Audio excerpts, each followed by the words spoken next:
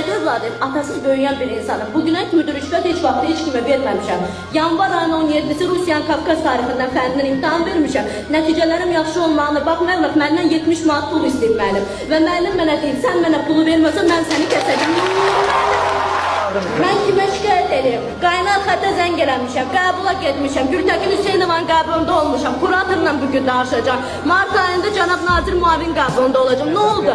Heç bir nəticə yoxdur. 25 nəfərin 12 nəfəri kəsilib. Nəyə görə? Cavablar göz qabağındadır. Nə vaxta qədər bu rüşvətxorluq olacaq? Nə vaxta qədər? Sən pul versəydin qiymət alardın. Axı mənim öz oğlum var, niyə mən pul verməliyim?